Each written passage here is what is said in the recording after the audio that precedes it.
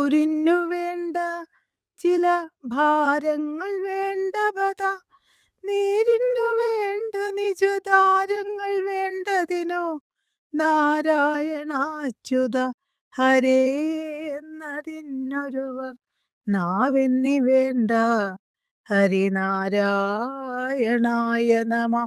ഊരിന്നു വേണ്ട ചില ഭാരങ്ങൾ വേണ്ട പത നീരിന്നു വേണ്ട നിജതാരങ്ങൾ വേണ്ടതിനു നാരായണാച്യുത ഹരേ എന്നതിനൊരുവർ നാവെന്നി വേണ്ട ഹരിനാരായണായ നമ. ഊരിന്നു വേണ്ട ചില ഭാരങ്ങൾ വേണ്ട ബത നീരിന്നു വേണ്ട നിജധാരങ്ങൾ വേണ്ടതിന്. നാമസങ്കീർത്തനം എങ്ങനെയാണ് പ്രയത്നവും ക്ലേശവും കൂടാതെ ചെയ്യാൻ കഴിയുക എന്ന് ആചാര്യൻ പറയണം. കെട്ടിടങ്ങളൊക്കെ ഉണ്ടാക്കി ചെയ്യേണ്ട വേദവിഹിതമായ കർമ്മങ്ങളുണ്ട്. യാഗത്തിനാണെങ്കിൽ പ്രത്യേകം യാഗശാല കണക്കനുസരിച്ച് നിർമ്മിക്കണം. വളരെ ചെലവുള്ള കാര്യമാണ്. വളരെയധികം സാമഗ്രികൾ വേണം, ഒരുക്കണം. തീർത്ഥസ്ഥലങ്ങളിൽ നിന്ന് ജലം, ഗംഗ അങ്ങനെയുള്ളിടത്തുനിന്നൊക്കെ ജലം കൊണ്ടുവരണം. ഭാര്യ ഒന്നിച്ചിരുന്ന് വേണം ചില കർമ്മം ചെയ്യാൻ. ഇങ്ങനെ നോക്കുമ്പോൾ ചെലവും പ്രയത്നവും പരസഹായവും ഒക്കെ വേണ്ടി വരുന്നതാണ് നാമജപം ഒഴിച്ചുള്ള ഏതൊരു മോക്ഷസാധകമായിട്ടുള്ള കർമ്മവും. അദ്വൈത സിദ്ധാന്തം അനുസരിച്ചിട്ട് എല്ലാം മായയാണ് ആണല്ലോ. ഈ കാണുന്നതും നമ്മുടെ ഈ പിന്നെ എല്ലാം നശിച്ചു പോകുന്നതൊക്കെ വിഗ്രഹങ്ങളും പൂജാദ്രവ്യങ്ങളും യാഗവും യജ്ഞവും ഒക്കെ മായ തന്നെയാണ്. ഒക്കെ മാഞ്ഞു പോവുമല്ലോ, ഒന്നും ഉണ്ടാവില്ലല്ലോ. കൊണ്ടുപോകുമ്പോൾ എന്ത് മാത്രമേ ഉണ്ടാവുള്ളൂ? ബോധം മാത്രമേ ഉള്ളൂ. കേവല ബോധം മാത്രമാണ് സത്യം. ബാക്കിയുള്ളതൊക്കെ അതിലെത്താനുള്ള പ്രോസസ്സുകളാണ്. ഒരുപാട് പ്രോസസ്സ് ഉണ്ട്. ഒരുപാട് തരം ലാബ് പരീക്ഷണങ്ങൾ പല ഋഷിമാര് ചെയ്തിട്ടും ചെയ്യിച്ചിട്ടും അവരുടെ ബോധത്തിൽ തോന്നിയിട്ടും ഉള്ള പരീക്ഷണങ്ങളാണ് എല്ലാം. യോഗത്തിന്റെ ധ്യാനത്തിന്റെ മാർഗങ്ങളൊക്കെ അങ്ങനെ തന്നെയാണ്. ക്രിയായോഗവും ഒക്കെ പരീക്ഷണങ്ങളാണ്. ഒക്കെ ലാബ് ടെസ്റ്റുകളാണ്. എത്തേണ്ടത് അതൊന്നുമല്ല ആത്യന്തികമായിട്ട്. ഒരു വഴി, പല വഴികളിൽ ഒന്ന്, അത്രയേ ഉള്ളൂ. അപ്പോൾ പക്ഷെ സത്യം എന്താണ്? കേവല ബോധമാണ്. അത് തന്നെയാണ് ബ്രഹ്മം. അതിലൊരു നാനാത്വമില്ല, വൈവിധ്യമില്ല. ബാക്കിയുള്ളതിലൊക്കെ നാനാത്വമുണ്ട്, വൈവിധ്യമുണ്ട്. ഓരോ ഒന്നിനുള്ള പൂജ ഓരോ മാതിരിയാവും, ഓരോ ഹോമം ഓരോ മാതിരി, ഓരോ യാഗം ഓരോ മാതിരി, ഓരോ ജപവും ഓരോ മാതിരി, മന്ത്രങ്ങളൊക്കെ ഓരോ മാതിരി, സ്തോത്രങ്ങളൊക്കെ വേറെ, ഇതിലൊക്കെ വൈവിധ്യമുണ്ട്. പക്ഷേ ബ്രഹ്മം അത് എല്ലാവരുടെ ഉള്ളിലും, മായയുടെയും ഋജടിയും ശോഭേച്ചടിയും സുഭദ്രേച്ചടിയും ഒക്കെ ഉള്ളില്, ഷീലടിയും ഒക്കെ ഉള്ളിലുള്ളത്. ഞാൻ ഇത്രയും പേരെ പറയാൻ കാരണം ഇത്രയും പേരാണ് കൃത്യമായിട്ട് പലതും കേൾക്കുന്നത് എന്നുള്ളത് കൊണ്ടാണ്. ഒരുപാട് അംഗങ്ങളുണ്ടെങ്കിലും പലരും കേൾക്കുന്നില്ല. ഇടയ്ക്ക് ഞാൻ നോക്കുന്നുണ്ട് കേൾക്കുന്നുണ്ടോന്ന്. പിന്നെ വാട്സപ്പിന്റെ ഒരു ബാഹുല്യം കൊണ്ടാവും. അപ്പോൾ എന്തായാലും ശരി, ഈ ഈ എല്ലാവരുടെ ഉള്ളിലും ഉള്ള ബോധം എന്ന് പറയുന്നത് ഒരു വ്യത്യാസമില്ല, അതൊന്നാണ്. എന്തുകൊണ്ടാണ് അതിന് വേറെ വേറെ ഉണ്ട് തോന്നുന്നത്? വിക്ഷേപം ആവരണം എന്ന രണ്ട് ശക്തികൾക്കുണ്ട്. അത് നമ്മൾ നേരത്തെയും ഭഗവത്ഗീതയിലൊക്കെ വന്നിട്ടുള്ളതാണ്. വിക്ഷേപം ആവരണം എന്നുള്ള ശക്തി. സൃഷ്ടി എന്ന് പറഞ്ഞാല് വിക്ഷേപാവരണ സ്വരൂപമായിട്ടുള്ള ശക്തിയാണ് മായ. സൃഷ്ടി എന്ന് പറഞ്ഞാൽ നാനാത്വ സങ്കല്പം തന്നെ അർത്ഥം. ആരും ഒന്നും സൃഷ്ടിക്കുന്നില്ല എന്നുള്ളതാണ് സത്യം. അദ്വൈത ചിന്ത നിഗമനങ്ങള് നമ്മുടെ മുന്നിൽ അവതരിപ്പിക്കുന്നു. അവയിൽ എത്തുന്ന പടിയെടുത്ത് വിവരിക്കാറില്ല. അവ നമ്മൾ ഊഹിച്ചു കൊള്ളുകയേ വേണ്ടു. അപ്പൊ എന്താ പറയണത്? ആദ്യം സത്ത് മാത്രമേ ഉണ്ടായിരുന്നുള്ളൂ. എന്നുവെച്ചാൽ ബോധം മാത്രം, അല്ലെങ്കിൽ ബ്രഹ്മം മാത്രം. എന്നാൽ അതിലെത്താനോ, അത് മനസ്സിലാക്കാനോ നാരായണാച്യുത ഹരേ എന്നതിനൊരു നാവെന്നി വേണ്ട. നാരായണ അച്യുത ഹരേ എന്നൊക്കെ ജപിക്കാൻ നാവിന്റെ സഹായം മാത്രമേ ആവശ്യമുള്ളൂ. ജപിക്കാൻ എന്ന് വെച്ചാൽ ഉച്ചരിക്കാൻ എന്നർത്ഥം. നാവിന്റെ പോലും സഹായം ഇല്ലാതെ നമുക്ക് അകത്ത് പറയാനും പറ്റും. അത് നമുക്കറിയാം. അപ്പോൾ യജ്ഞം, ഹോമം, അങ്ങനത്തെ വേണ്ട പൂജ, അതിന് വേണ്ട സാധനങ്ങളൊന്നും തന്നെ ആവശ്യമില്ല നാമകീർത്തനം ചെയ്യാൻ എന്ന് പറയുന്ന ഒരു ശ്ലോകമാണത്. നമുക്ക് നിയന്ത്രണ വിധേയമാക്കാവുന്ന വസ്തു നമ്മുടെ ശരീരമാണ്. പ്രത്യേകിച്ച് നമ്മുടെ ബാഹ്യാവയവങ്ങൾ. എളുപ്പം നമ്മുടെ പിടിയിൽ നിർത്തേണ്ടതും നിർത്താവുന്നതും നാവാണ്. എല്ലാ അനിഷ്ട സംഭവങ്ങൾക്കും ഒരു വ്യക്തിയെ സംബന്ധിച്ച് കാരണമായി വർത്തിക്കുന്നത് നാവാണ്. രസനയ്ക്ക് നാവിന് രസന എന്നാണല്ലോ പേര്. ആ പേര് കിട്ടിയത് രസം അനുഭവിക്കാനുള്ള കഴിവ് കൊണ്ടാണ്. ഏതായാലും പഞ്ചജ്ഞാനേന്ദ്രിയങ്ങൾ വെച്ചിട്ട് ജീവിത സുഖങ്ങളുമായിട്ട് ആദ്യം അടുപ്പിക്കുന്നത് ഒരിക്കലും ബന്ധം വിച്ഛേദിക്കാൻ ഇഷ്ടപ്പെടാത്തതുമായിട്ടുള്ള ഇന്ദ്രിയം നാക്കാണ്. നോക്കൂ രുചി അല്ലേ? ആദ്യം കുട്ടി ജനിച്ചു കഴിഞ്ഞാൽ ആദ്യം തിരയുക. ഇപ്പൊ എനിക്ക് പട്ടിക്കുട്ടികളുണ്ട്. അവറ്റ എങ്ങനെ നോക്കിയാലും ആദ്യം തിരയുക അമ്മടെ വീട്ടിലെ അമ്മിഞ്ഞ നോക്കിയിട്ടാണ് പോണത്. ബാക്കിയൊക്കെ പിന്നെ വരുന്നത്. മനുഷ്യക്കുട്ടികളും അങ്ങനെയാണ്. അവറ്റയ്ക്ക് നീങ്ങാൻ പറ്റാത്തതുകൊണ്ട് വായിൽ കൊടുക്കാന്ന് മാത്രം. അപ്പൊ രസനയാണ് ഏറ്റവും ശക്തം. ജനിക്കുമ്പോഴും മരിക്കുമ്പോൾ നമ്മളെന്താ കൊടുക്കുക? ഒക്കെ പോയാലും നാവില് വെള്ളം എറ്റിച്ചു കൊടുക്കും. കാരണം രസനയിലുള്ള സ്വാദ് അത് മുറിച്ചിടാൻ വലിയ പ്രയാസാ. അതുകൊണ്ടാണ് എല്ലാ വ്രതങ്ങളും ഭക്ഷണ നിയന്ത്രണം പറയണത്. ബാക്കിയൊക്കെ നിയന്ത്രിക്കാൻ ഒരു പ്രയാസവും ഇല്ല. ബാക്കിയുള്ളത് എല്ലാ ജീവിത സുഖങ്ങളും വേണ്ടാന്ന് പറയാൻ ഒരു ബുദ്ധിമുട്ടും ഇല്ല. കുറച്ചൊന്ന് പണിപ്പെട്ടാൽ ബാക്കിയൊന്നും നമുക്ക് ആവശ്യമുണ്ടാവില്ല. പക്ഷേ നാവ് എന്നത്, അതിന്റെ രുചി എന്നത്, ആഹാരം എന്നത് നമ്മള് ജീവിതോപാധിക്കാണെന്നൊക്കെ പറയും. ശരീരം നിലനിൽക്കാനാണെന്നൊക്കെ പറയും. അത് വെറുതെയാ. അങ്ങനെയാണെങ്കി എന്തെങ്കിലും തിന്നാ പോരെ? പഴം മാത്രം കഴിച്ചാ പോരെ? അല്ലെങ്കിൽ നിലനിൽക്കാനുള്ള വെള്ളം മാത്രം കഴിച്ചാ പോരെ? അത് പോരാ. നമുക്ക് ചായ വേണം, കാപ്പി വേണം, പായസം വേണം, ഐസ്ക്രീം വേണം, ഈ പറഞ്ഞ പോലെ മിഠായികൾ വേണം, ചോറ് വേണം, പല കറികൾ വേണം. കുറെയൊക്കെ നമ്മൾ ഒപ്പിച്ചു വെക്കും. പക്ഷെ നമുക്ക് നമ്മുടെ ശരീരത്തിനും അതേപോലെ രുചിക്കും ആവശ്യമുള്ള സാധനങ്ങൾ തന്നെ ജീവിക്കാൻ വേണം.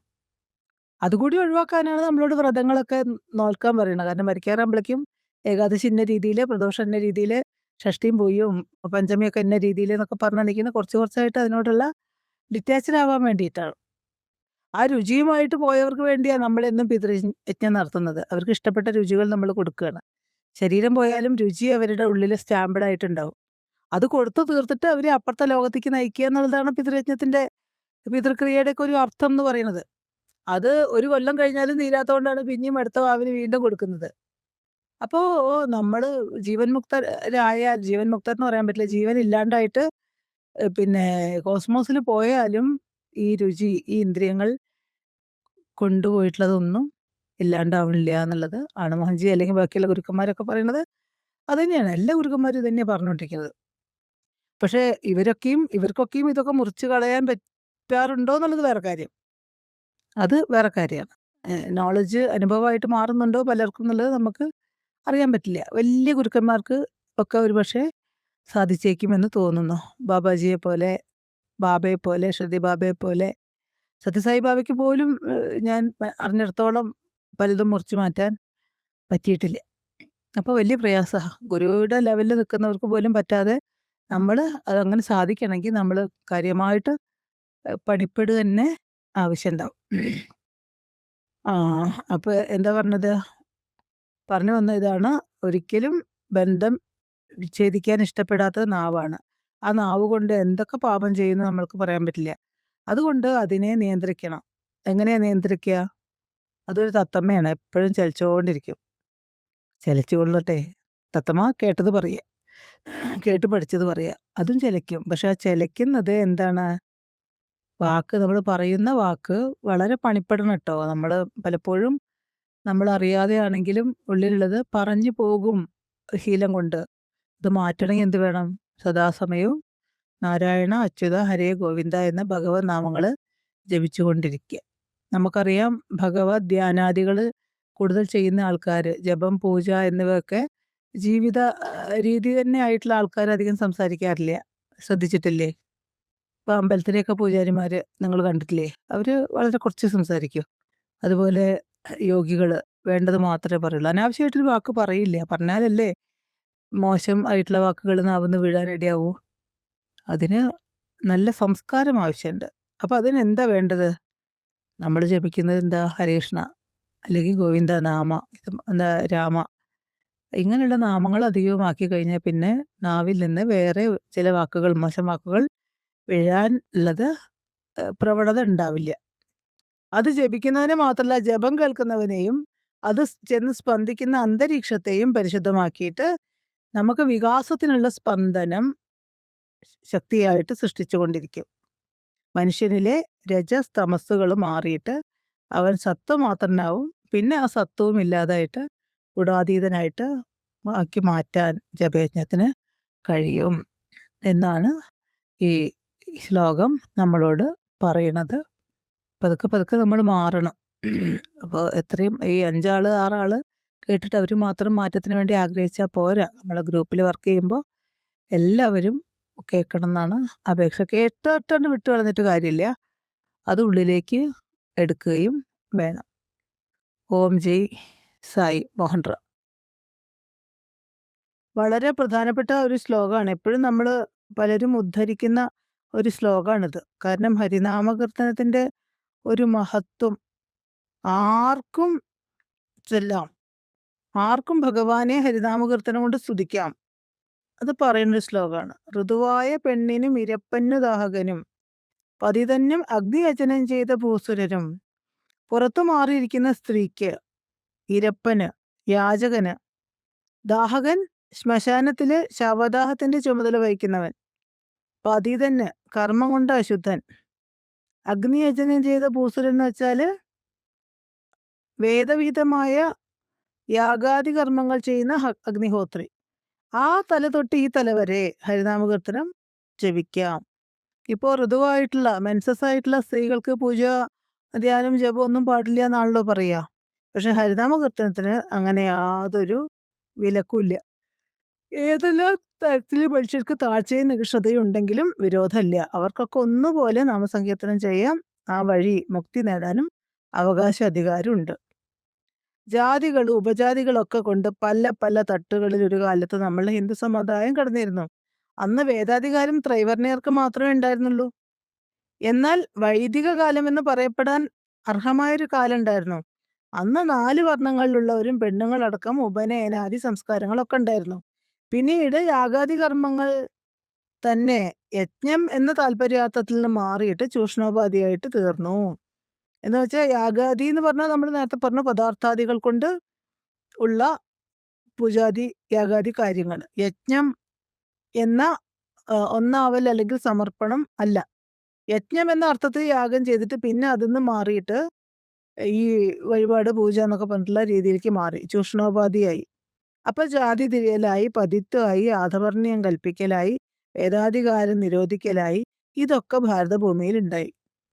അതിന്റെ ഓർമ്മ ഉള്ളിൽ വെച്ചുകൊണ്ടാണെന്ന് തോന്നുന്നു നാമത്തിന് അധികാരികളായിട്ട് ഹരിനാമകീർത്തന കർത്താവായിട്ടുള്ള എഴുത്തച്ഛൻ എല്ലാവരെയും പറയുന്നത്. എല്ലാ ലോകത്തിനും ഹിതകരമായിട്ടുള്ള, എല്ലാ ജനങ്ങളും ആശ്ലേഷിക്കാൻ പറ്റുന്നതായിട്ടുള്ള, എന്ന് വെച്ചാൽ ലോകഹിതത്തിനും എല്ലാ ജനങ്ങൾക്കും പറ്റുന്നതായിട്ടുള്ളൊരു പദ്ധതി മനുഷ്യർക്ക് ആവശ്യമാണ് വികാസ ജീവിതത്തിന്. ആ ജീവിത പദ്ധതി ആധ്യാത്മികവും ഭൗതികവുമായ തലങ്ങളിൽ ചേർന്ന് നിന്നുകൊണ്ട് ഉച്ചനീചത്വങ്ങൾ മാറ്റിയിട്ട് എല്ലാവരെയും ഒന്നിപ്പിച്ച് ഉയർത്തിക്കൊണ്ട് പോയിട്ട് ഉദാത്തമായ ജീവിതത്തിന് പ്രയോജനപ്പെടണം. അങ്ങനെയുള്ള ഒന്നാണ് നാമജപം. ആർക്കും ചെയ്യാലോ. പുരാണ ഗ്രന്ഥങ്ങളുടെ പാരായണം, ഭഗവത് നാമ സങ്കീർത്തനം, സത്കഥാ കഥനം എല്ലാം നാമജപത്തിൽ ഉൾപ്പെടും. അത് ആർക്കും ആകാം. സ്ത്രീയാണെന്നോ പുരുഷനാണെന്നോ മനുഷ്യനാണെന്നോ ദേവനാണെന്നോ ചണ്ടാലനോ ബ്രാഹ്മണനോ പണക്കാരനോ ദരിദ്രനോ ഒരു ഭേദപരിഗണനയും നാമജപത്തിന്റെ കാര്യത്തിലില്ല. ഈശ്വരവചനത്തിന് തന്നെ അതില്ല എന്നുള്ള മതമാണ് ഇവിടെ ധ്വനിക്കുന്നത്. എല്ലാവർക്കും ഒന്നുപോലെ അവകാശപ്പെടാവുന്ന കാര്യമാണ്. കാരണം മനുഷ്യരൊക്കെ ബ്രഹ്മത്തിന്റെ ബഹിസ്ഫുരണമാണ്. ഭേദബുദ്ധിയെല്ലാം മായയാണ്. മായ മാറിയ ആത്മജ്ഞാനം കൈവരാനാണ് എല്ലാ നാമജപവും. ഋതുവായ പെണ്ണിനും ഇരപ്പന്നു ദാഹകനും പതിതന്നും അഗ്നിയജനം ചെയ്ത ദൂസുരനും ഹരിനാമ കീർത്തനം അതൊരു നാളുമാർക്കുമുടൻ അരുതാത്തതല്ല. ഹരിനാരായണായ നമ.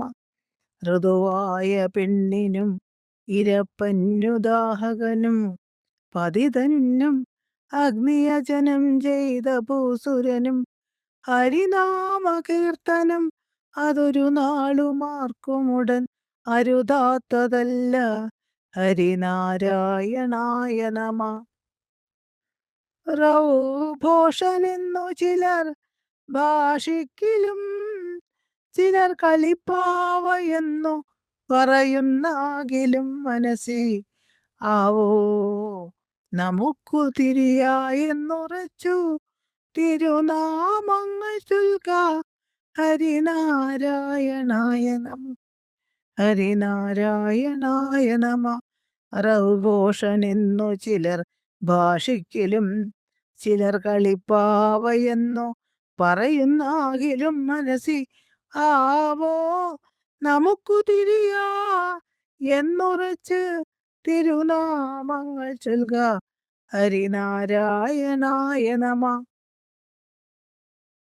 ചിലര് റൗഘോഷൻ എന്ന് പറയുന്നു, ചിലര് കളിപ്പാവയെന്ന് പറഞ്ഞിട്ട് കളിയാക്കുന്നു.